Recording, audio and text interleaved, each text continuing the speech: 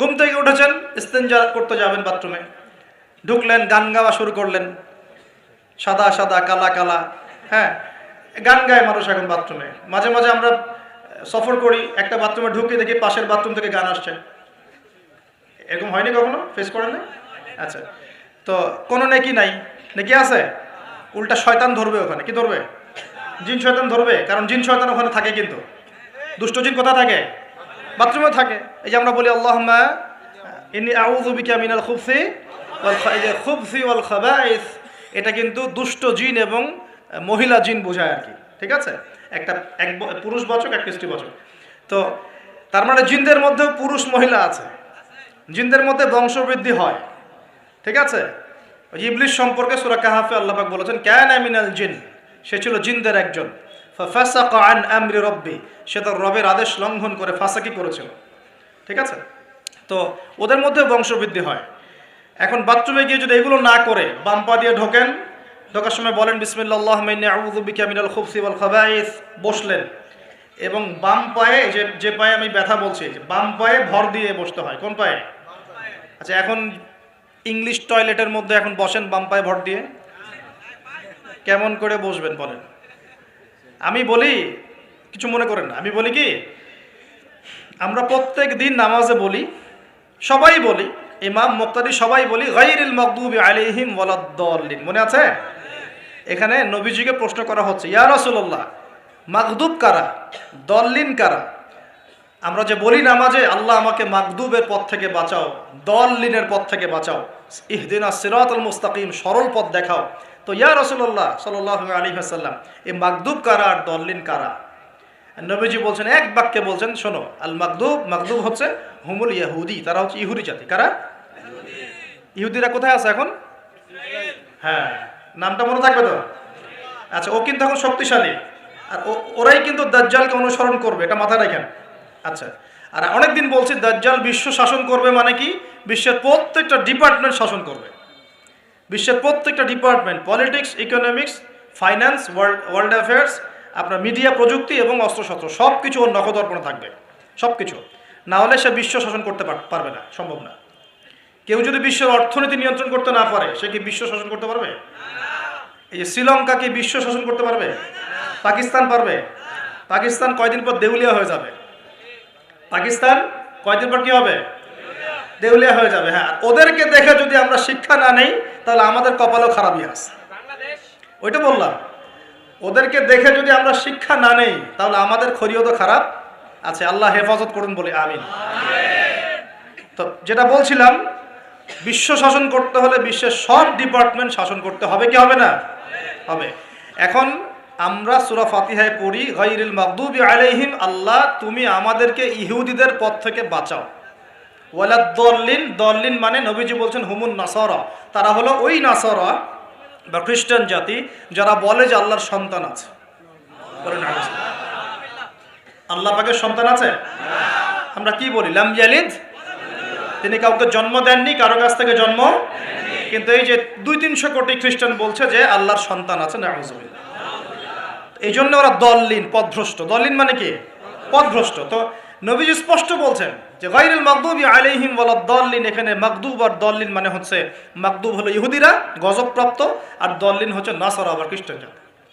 এখন আপনার সাথে আমার কথা, আপনাদের সাথে আমার কথা, আমাদের পলিটিক্স থেকে শুরু করে বাথরুমের কমোড পর্যন্ত, ঠিক আছে, আইন কানুন থেকে শুরু করে আমাদের চেহারা সুরত পর্যন্ত, আমাদের পোশাক পরিচ্ছদ থেকে শুরু করে অর্থনীতি, পরিবার, সব কিছু, এই সব কিছু ওই দুই জাতির অনুসরণে গড়ে উঠেছে। এটাই সবচেয়ে বড় আফসোসের কথা আমাদের জন্য, সবচেয়ে বড় আফসোস। বাথরুমটাও নিজের মতো করতে পারলাম না। ঠিক আছে, এই যে দেখবেন কমোডে কি বাম পায়ে ভর দিয়ে বসা যাবে? আচ্ছা, ওইখানে কাপড় কি পবিত্র রাখা যাবে? কিভাবে ইউজ করে আমি এখনো বুঝি না, কেমন করে ইউজ করে। ঠিক আছে, আরো নতুন পদ্ধতি আসছে, এটা শুনলে আরো হাসবেন। বিভিন্ন জায়গায় যাওয়া হয়, আলহামদুলিল্লাহ। আল্লাহ বলেছেন সিরু ফিল আরদ, জমিনে বিচরণ করো। আল্লাহ বলেছেন কোরআনে সিরু ফিল আরদ, তোমরা জমিনে ঘুরে দেখো।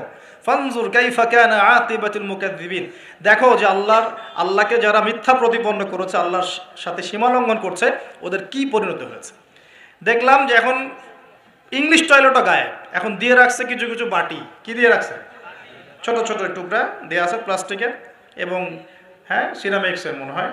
তো ওইখানে দাঁড়ায় দাঁড়াই করতে হবে, 1 নাম্বার করলে দাঁড়ায় দাঁড়াই করতে হবে এবং সবগুলো একই মাপের দেওয়া আছে।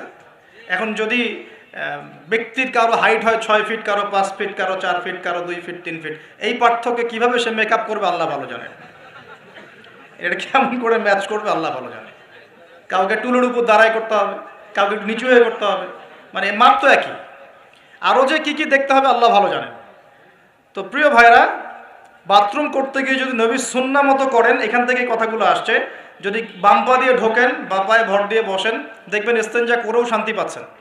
নবীর প্রতিটা সুন্নত বৈজ্ঞানিক, যেটাই যে সুন্নত আপনি পালন করবেন আপনি বৈজ্ঞানিক উপকারিতাও পাবেন ইনশাআল্লাহ। এই যে একটু আগে এক ভাই বলছিল আপনি তো খানি না হুজুর, 1 চামচ কি 1.5 চামচ ভাত খাচ্ছেন, খানি না। তাই আমি বললাম যে আমি কম খাওয়া হুজুর, কারণ নবী সাল্লাল্লাহু আলাইহি ওয়াসাল্লাম কি শিখিয়েছেন? তিনি বলেছেন আমরা যা খাই না, তিনি নবী হওয়ার পরে মনে হয় সেটাও খেতে পারেন নাই। বিশ্বাস করছেন না? এরকম 3-3টা মাসের চাঁদ চলে যেত যে নবী সাল্লাল্লাহু আলাইহি ওয়াসাল্লামের বাসায় চুলাও জ্বলে নাই। আর আমাদের তো একবেলা যদি না খাই তাহলে আল্লাহর উপর কত শেকায়াত, কত অভিযোগ, তাই না ভাই?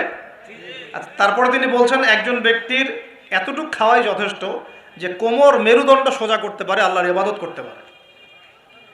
আর যদি তোমাদের খেতেই হয় তাহলে পেটটাকে 3 ভাগ করে খাবে। কয় ভাগ? 1 ভাগ খাবার রাখবে, 1 ভাগ পানি খাবে, আর 1 ভাগ এই শ্বাস প্রশ্বাস চলাচলের জন্য ফাঁকা রাখবে। কয়জন এর উপর আমল করে দেখাতে পারে? কতজন মানুষ আছে? আর যারা একদম গোগ্রাসে খায় এদের ব্যাপারে কোরআনে এবং হাদিসে কিন্তু মারাত্মক কথা আছে। আল্লাহর নবী সাল্লাল্লাহু আলাইহি ওয়াসাল্লাম বলেছেন যে তোমরা খুব বেশি ঢেকুর তোলো না। কি করো না? একজন সাহাবী খুব ঢেকুর উঠা, সাহাবী না আসলে, উনি পাশ দিয়ে যাচ্ছিলেন, খাবার দাবার খেয়ে পাশ দিয়ে যাচ্ছিলেন। তো নবীজি তার ঢেকুর তোলা দেখে বলছেন যে তোমরা বেশি ঢেকুর তুলবে না, কারণ দুনিয়াতে যে ব্যক্তি বেশি পেট পুড়ে খাবে কাল কিয়ামতের মাঠে সে সবচেয়ে বেশি ক্ষুধার্ত থাকবে। বলেন নাউজুবিল্লাহ। খাবেন আপনি, নিজের পেটটাকে 3 ভাগ করবেন, 1 ভাগ খাবার, 1 ভাগ কি পানি, আর 1 ভাগ শ্বাস প্রশ্বাসের জন্য ফাঁকা। আর এই ব্যাপারে একটা কথা বলে দেই, শেষ জামানায় কিন্তু খাবারগুলো সব করাপ্টেড হয়ে যাবে। কি হবে? খাবার ভেজাল হবে, ভেজাল। এটার দলিল সূরা কাহাফে আছে, আমি এটা ব্যাখ্যা করব না আজকে। কাহাফে আছে, আমি ব্যাখ্যা করব না, শুধু ইন্ডিকেশন দিচ্ছি। 309 বছর ঘুমিয়েছিলেন আসহাবুল কাহফ। কত বছর? 309 বছর ঘুম থেকে উঠেই তারা প্রথম যে অনুভবটা করেছেন সেটা হলো তারা ক্ষুধার্ত। তারা কি ক্ষুধার্ত? দেখেন 309 বছর পর যদি আপনি ঘুম থেকে ওঠেন, আপনার কাছে এই দুনিয়াটা আজীব মনে হবে, হবে না? কিন্তু ওনারা ক্ষুধার্ত, পকেটে কিছু মুদ্রা ছিল, যেই মুদ্রাগুলোর মান 309 বছরও কমে যায় নাই। কমে গিয়েছে না। এখন আপনি আপনার মুদ্রা নিয়ে ঘুমান 300 বছর, দেখেন তারপর কি হয়।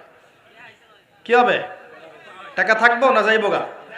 আচ্ছা, তারপরে শুনেন, এরপরে উঠেই তারা বলছে ফালিয়ানজুর আইয়ুহা আজকা তুআমা, এই মুদ্রাগুলো দিয়ে বাজারে কাউকে পাঠাও, তোমাদের 9 জন 10 জনের মধ্যে একজনকে বাজারে পাঠাও। ফালিয়ানজুর, সে যেন বাজারে গিয়ে দেখে আইয়ুহা আজকা তুআমা, কোন খাবারটা পবিত্র খাবার, ফ্রেশ খাবার। ঘুম থেকে উঠেও ফ্রেশ খাবারের দিকে তাদের নজর কেন? আর এই সূরা আপনাকে দাজ্জালের ফিতনা থেকে বাঁচাবে কেন? আর দাজ্জালের যুগেই বা সব, দাজ্জালের শাসনের যুগে সব খাবারগুলো আস্তে আস্তে ম্যানুফ্যাকচার্ড এবং ভেজাল হচ্ছে কেন? এগুলোর মধ্যে মিল আছে না? তার মানে যত জামানা শেষের দিকে যেটা থাকবে, খাবারের ভেজাল তত বাড়তে থাকবে।